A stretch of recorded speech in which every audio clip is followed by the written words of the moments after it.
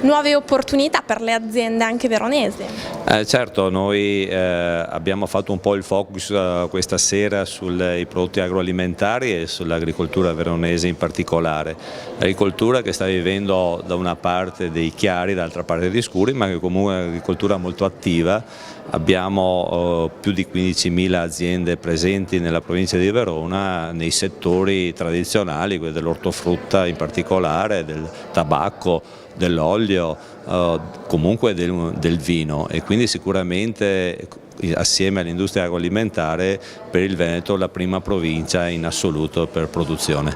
Il nord-est italiano comanda un po' per quanto riguarda l'export agroalimentare. I dati che ci sono e ci hanno dato stasera danno che comunque noi diamo come provincia di Verona in particolare quasi il 6% dell'export nazionale. Io faccio solo il dato del vino, in particolare noi siamo la quarta nazione al mondo per export di vino come Veneto in generale, e quindi con quasi 84.500 imprese, 6 miliardi di produzione lorda vendibile, altri 6 miliardi dell'agroalimentare, io dico che quasi un quarto o un terzo dell'economia della nostra regione gira attorno alla produzione agricola. Non bisogna però riposare sugli allori, per cui cosa si può fare in futuro? Mai riposare. Noi come Regione Veneto, come assessorato, abbiamo investito in quest'anno il nostro piano di sviluppo rurale per quasi già metà del miliardo 184 milioni a destinazione. Abbiamo già fatto pagamenti per 184 milioni, in particolare per la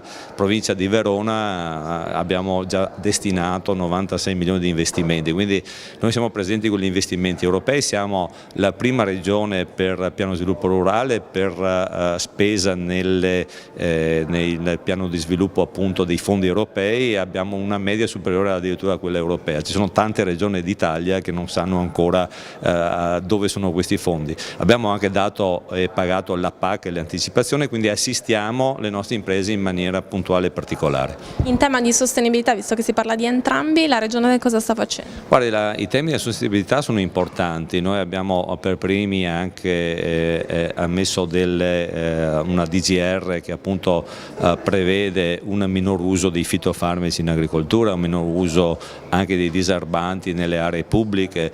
Abbiamo e stiamo portando avanti una legge sul consumo zero del suolo, e quindi ritornare all'agricoltura a tutti quei terreni che sono stati o abbandonati o ex industriali che dovrebbero ritornare all'agricoltura, quindi anche la banca della terra verso i giovani che sono avvicinati nel bando giovani, 800 nuove imprese gestite in agricoltura da giovani, quindi in questo anno e mezzo sicuramente un lavoro verso la sostenibilità, ma c'è anche una sostenibilità legale, quindi la lotta alle agromafie, alle importazioni dall'estero di prodotti non certificati, quindi siamo sul pezzo assolutamente in tutti questi temi.